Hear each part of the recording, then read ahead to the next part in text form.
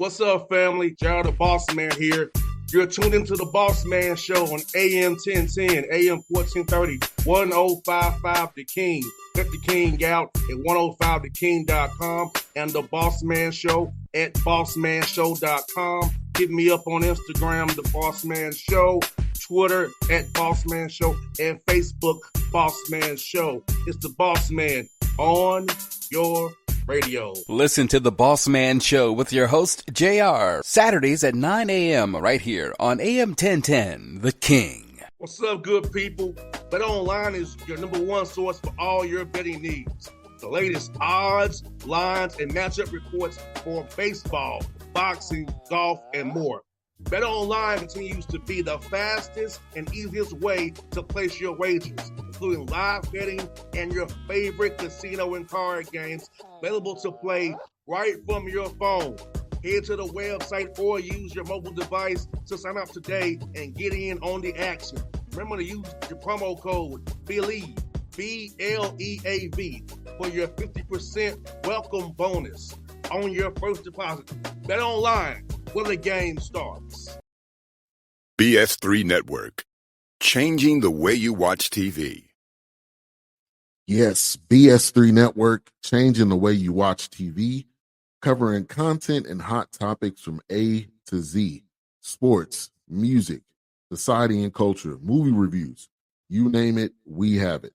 Check it out on bs3network.com or check us out on Roku, BS3 TV on Roku, as well as check out your favorite podcast on all podcast platforms or Spreaker.com/BS3 Network. You are now tuned to BS3 Network.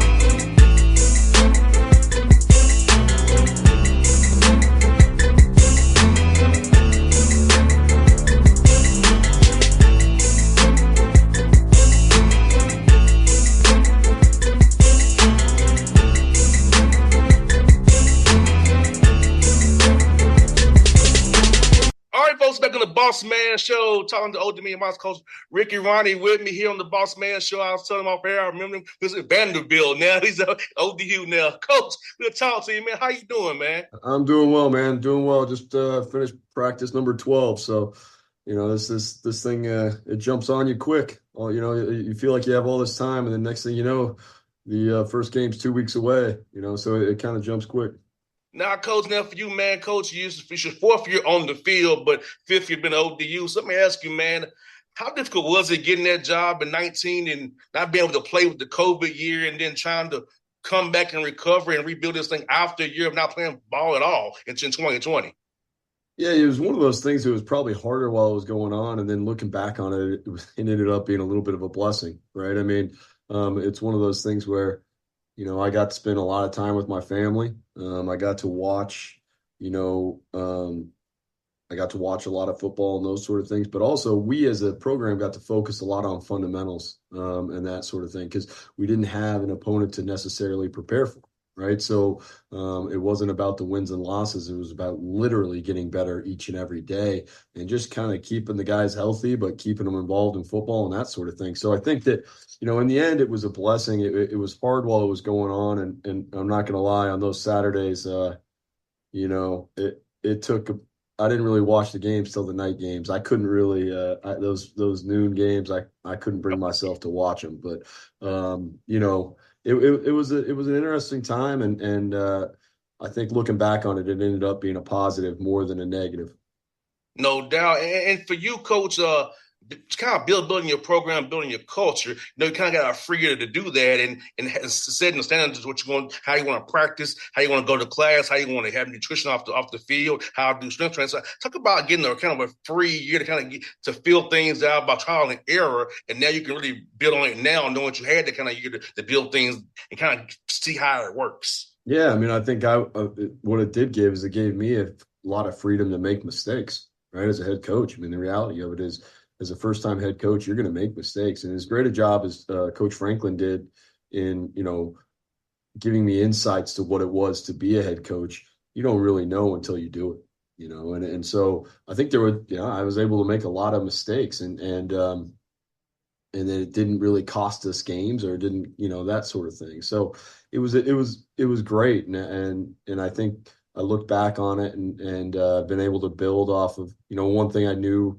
is I wanted to be genuine, right? I wanted to be myself, and I wanted to, I'm a different person. I mean, I curse way more than I should, and I'm pretty honest with the kids and all those sort of things. So I realized that that's what I was better that way, and they respond better to that. And then when I was like trying to be the head coach, right, and the guy that everybody thinks is hey, this is how you're supposed to act. When I was more myself, it ended up coming across, and I think I grew through that year, and I was able to see that a little bit from the guys. And coach, for you, I'm gonna ask you this, man. And when did you decide you want to get into coaching? I know a lot of times when we play, man, we don't know what our next steps are. So for you, what gave you the bud to want to get into coaching and help impact young men's lives and be in our lives for 40, 50 years after playing for you? Yeah, so I'll get back to that point too, because I have some thoughts on what you just said. But I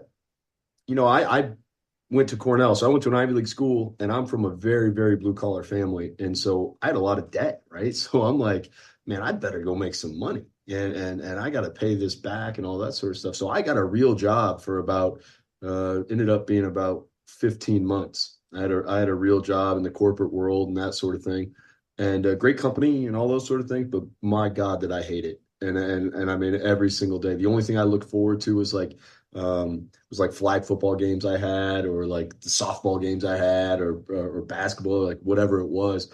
And I took those way too serious, and I was way too competitive during those. And I started to realize, like, okay, I've got to do something else, and my now wife was my girlfriend at the time. I remember her just saying to me one time, she's like, hey, like, you've got to do something else. Like, you're miserable, and it's making everybody else miserable. And that was kind of a wake up call for me. And so then that's what got me into coaching. You talked about, helping young men and all those sort of things. My own personal opinion on this, there's a lot of people who are like, hey, why do you coach? It's like, well, I want to help young people. Well, okay, I get that. And I want to help young people too. But if that was your only motivation, you'd probably be like a high school guidance counselor, right? Those people are needed, right? Or a police officer in inner city, right? I mean, you were talking about Atlanta, like, man, they could use some police officers to help guide some young men, right? And the reality of it, you get into coaching for the football or for all those sort of things, and the helping young men is an awesome byproduct from it, right? You know what I'm trying to say? And that's where mine is. Like, I love ball, and now I get to help kids, and it's awesome. And the older I get, the more I understand my impact. I love getting wedding invites from guys, and I love, all of a sudden guys are like, hey, coach, I want to get into coaching now, and those sort of things. Like, that means a lot to me. But the reality of it is, without the football, I wouldn't have that sort of passion, and then I wouldn't be able to help those young men reach that. So to me, it's like the X's and O's and all that sort of stuff kind of leads into that, being able to help guys.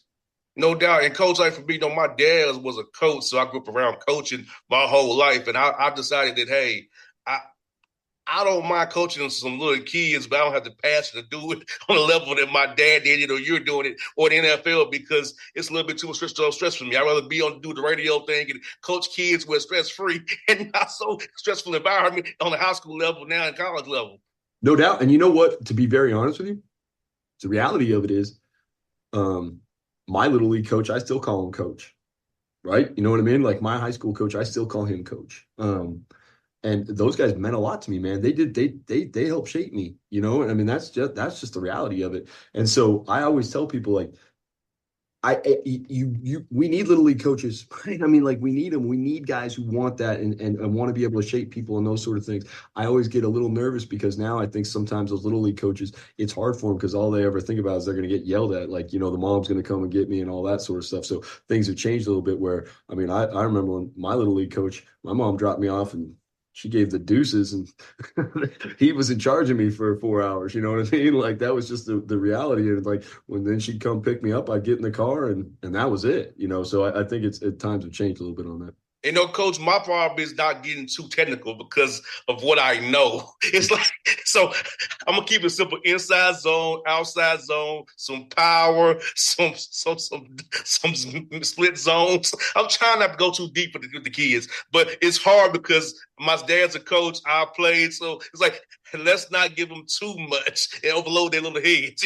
No doubt, no doubt. You still wanted to play fast and all those sort of things. Yeah, I think about when I was a little league. I think we had like student body right, and like a reverse off student body right, and like a bomb off student body right. Those were like 3 plays. You know what I mean? So yeah, it's changed a little bit. Nah, no doubt, man. And for you, Coach, man, the Sun Belt, man, is growing. It's one of the best Group of 5 conferences out there, man, deep top to bottom. How cool is it competing in a league every Saturday where it's quality football top to bottom, man, and it's a tough out every week? Yeah, I mean, last year we set literally a modern record. We had 11 one-score games last year. We had multiple games. I think the final total was 6 that ended up the last play of the game truly, truly decided the game. And that's a credit to the Sun Belt. I mean, every single game you play, you better bring your best stuff because every team is a great team. Every coach is good coaches, and so I love it. I mean, I think it's awesome. And I think we play hands down the best Group of 5 conference. And no disrespect to the other conferences and those sort of things. I think it's just when you look at week in and week out. I mean, I don't know if anybody looks at their schedule like, oh yeah, I got that one. Oh, that's a wrap. I don't think as a coach in the Sun Belt, I don't think you can do that. Each and every game is going to be, a dogfight. Yeah, you got 12 Bears, man. And non-conference schedule is like crazy. You got South Carolina, East Carolina, Virginia Tech, and Bowling Green, all tough outs before you even get into the Sun Belt play. So talk about, as you said, you're on practice 12, just clear that. It just how you trying to get these guys ready, be fundamentally sound, and be prepared because out the gate, you got to be ready to go with the opponents you have on down that schedule, all 12 games, starting with South Carolina. Yeah, I mean, it's I was listening to Coach Tomlin talk a little bit, and he was talking about that, like, hey, if you're gonna box in championship fights, you better spar, right? And so he's talking about how he runs the most physical camps in probably all the NFL, and our camp's been pretty physical. Now I'm going to get them ready as we get closer to the games and all those sort of things, so that we're also fresh and ready to go. I think the NCAA rules help with that too, no 2-a-days and all that sort of stuff, but. Yeah, I mean, we've got to get physically ready. I mean, we have a challenging schedule. We played 10 bowl teams from last year, and the 2 non-bowl teams we play are South Carolina and East Carolina, which are 2 pretty good football teams, and with great coaches and great coaching staff. So, I mean, yeah, we've got a challenging schedule, so we better make sure that we're physically ready to play. And with that, we better be technically ready. Like, we better have great technique and all those sort of things. The schemes are important. Schemes are critical, but we better play with great technique because we know we're going to be playing, just some very physical games really from the start to the beginning. Now, I do love that we have 2 byes. This is great. I am in the opinion that I wish this would be something they would do in college football permanently. I think we should always have 2 byes. And everyone's like, well, it's going to extend the season. I mean, the 12-team playoffs got us playing into late January anyway. Like, what is the difference? Like, what are we talking about? That's not a big deal. But having the 2 byes is critical for player safety and those sort of things. So I do think that should be that for the foreseeable future. And Coach, for you now, recruiting has become much more of speed dating, in my opinion, with the portal and the NIL. So how do you yourself vet a young man thoroughly to know that he really is loving the game of football, not trying to get it for money or jersey you wear or branding? It's really about football and love of team and love of his brother. Yeah, I mean, it's instincts. You know what I mean? I mean, it's instincts, but the reality of it is you probably are you're going to have to, I think it's the opposite. You're going to have to take some guys who are what you just talked about, right? Who maybe are more about the jerseys or the branding and all that sort of stuff. What you have to decide is that negative something you can't overcome, right? Is it too great of a negative? And I think that's the one thing that, we've got to understand. Just like there is no perfect university. Well, there's no perfect prospect, right? And so you better be able to say to yourself, all right, can I overcome these negatives? You know what I mean? I tell my guys all the time, hey, listen, you're gonna marry a wife. No wife is gonna be perfect either, right? I mean, I mean, my wife's darn close. Her fatal flaw is apparently lack of judge of character in people for, who she marries. That's her fatal flaw. But other than that, she's pretty good. But there's always going to be something wrong with everybody. What is it? Let's find out if we can coach it or if we can deal with it, we can teach it and that sort of thing, and then kind of go from there. No doubt, like you said, Coach. Like it's really, like I said, it's really kind of trust your instincts, know what a young man's about. Like you said, weighing the negative, because it's just what it is. Like these guys are raised where me and you were raised. Because me and you got me about a few years, but not much. But so we grew up in a little different way than the guys are today. Is that their whole mindset different? My dad will be 84 come the 27th of August. So I was raised old school way. So the way I think about the football and how I think about going about my business is different how these kids are today. So having to adjust to that and kind of meet them halfway, try to get the job done, get the same goal done is a whole different ballgame now. Trying to walk that tightrope now. Yeah, you hit a great point. Everybody always says, "Oh, the kids are different. The kids are different. The kids are different." That's not really reality, right? Like the kids, the parents are different, right? We as adults are different, and that's the real difference. I mean, the kids are the same. I mean, kids in 1950, if you're going to let them get away with some stuff, are going to get away with it, right? They're going to do what they can do. The kids are the same today now, and it's like, well, are they tougher or not tougher? Okay, we have we know some things, right? Like concussions and some things that like maybe that's where some of that comes from.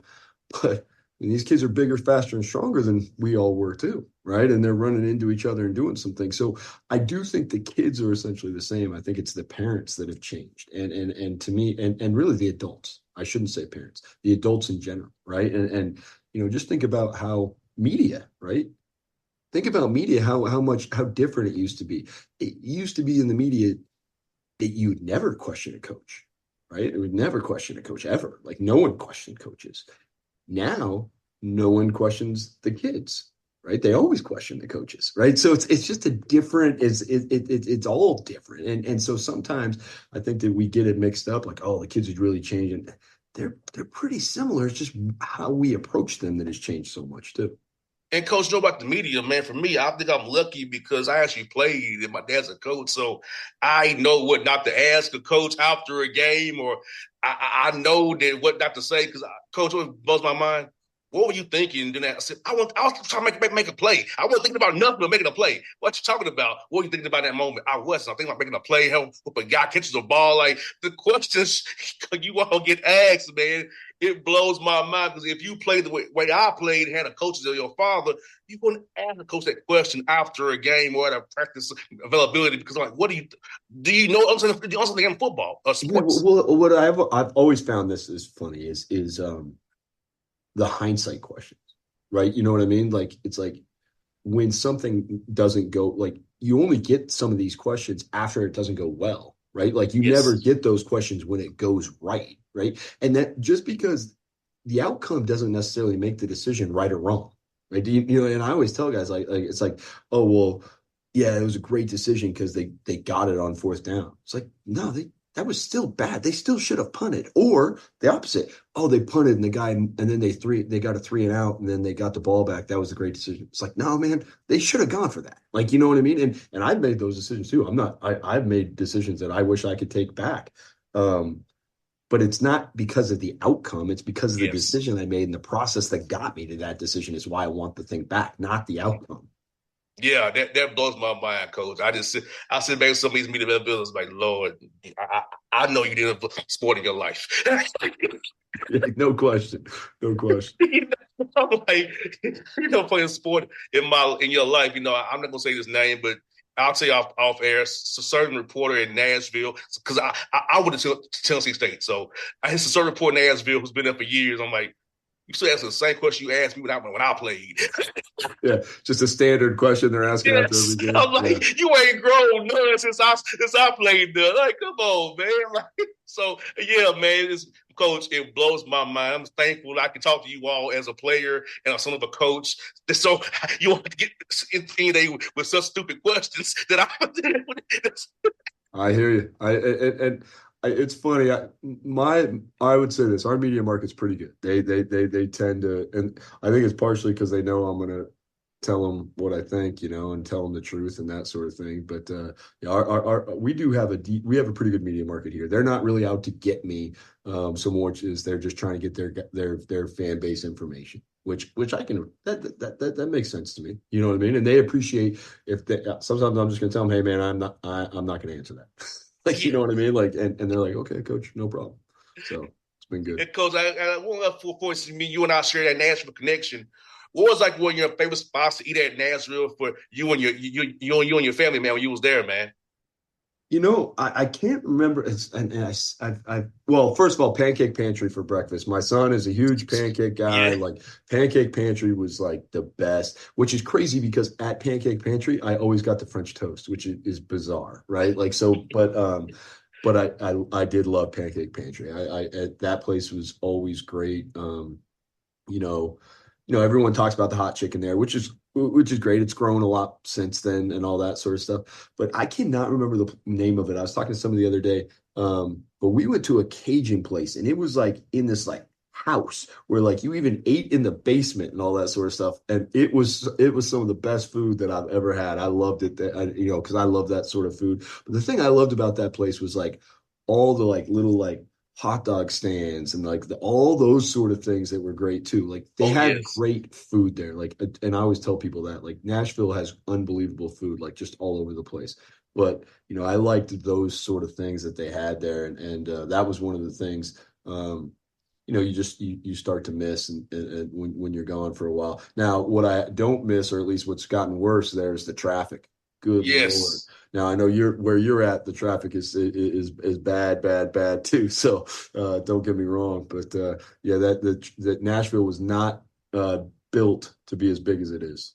Yeah, when I went to TSU's homecoming last year, coach, it was like, wow. Every time I come back to Nashville, it looks different and different every time I come back to TSU's homecoming.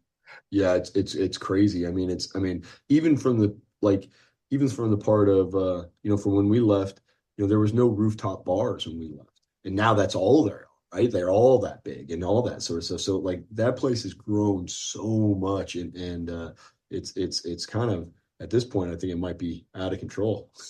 Yeah, and see, this year I won't be going because the day you play Georgia State is TSU's homecoming, but the Hawks play that night too. So I'm going to be chill game in the afternoon, Hawks game that night, so I won't be going to TSU homecoming this year, but I got to do the double header of play Georgia State and the Atlanta Hawks, so I got to go where the money is.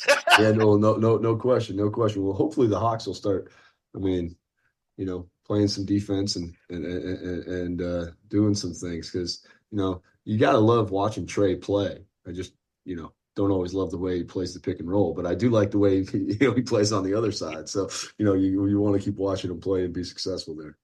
Yeah, man. I look, coach. I have not won in 6 years, man. We need to win. We need to win some more, man. Like because we got lucky. The COVID year got lucky. That was a lucky year, but we need to win for real, And I want to see it happen again, man. I've been a Hawks fan my whole life, coach, and seeing what's from Dominique on, I've been a Hawks fan. I was a Hawks ball boy too. So there you go.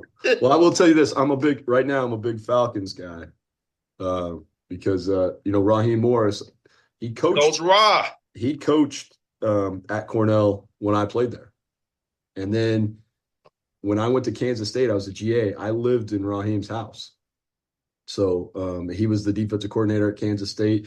Scott Frost was the defensive GA. I was the offensive GA. And so I'm a very big fan there. I mean, I know what type of coach he is, and I expect big things there. When I go out there on Friday for media, I'm gonna make sure I tell them I had you on the show. All right, do that. Well, Coach, man, it was fun to catch up with you. Good to see you again, man. Get to with you from outside of Vanderbilt, man. Congrats on what you're doing. I'll see you Georgia State on the 12th, man. All right, man. I'm looking forward to it. BS3 Network, changing the way you watch TV. Yes, BS3 Network, changing the way you watch TV, covering content and hot topics from A to Z, sports, music, society and culture, movie reviews, you name it, we have it. Check it out on bs3network.com or check us out on Roku, BS3 TV on Roku. as well as check out your favorite podcast on all podcast platforms or Spreaker.com/BS3 Network. You are now tuned to BS3 Network. What's up, good people? Bet Online is your number one source for all your betting needs. The latest odds, lines, and matchup reports for baseball, boxing, golf, and more. Bet Online continues to be the fastest and easiest way to place your wagers, including live betting and your favorite casino and card games available to play right from your phone. Head to the website or use your mobile device to sign up today and get in on the action. Remember to use your promo code BELIEVE, BLEAV, for your 50% welcome bonus on your first deposit. Bet Online, where the game starts. What's up, family? Jared the Bossman here. You're tuned into the Bossman Show on AM 1010, AM 1430, 1055 The King. Check The King out at 105theking.com and the Bossman Show at bossmanshow.com. Hit me up on Instagram, The Bossman Show, Twitter at Bossman Show, and Facebook, Bossman Show. It's the Bossman on your radio. Listen to the Bossman Show with your host, JR, Saturdays at 9 a.m. right here on AM 1010, The King.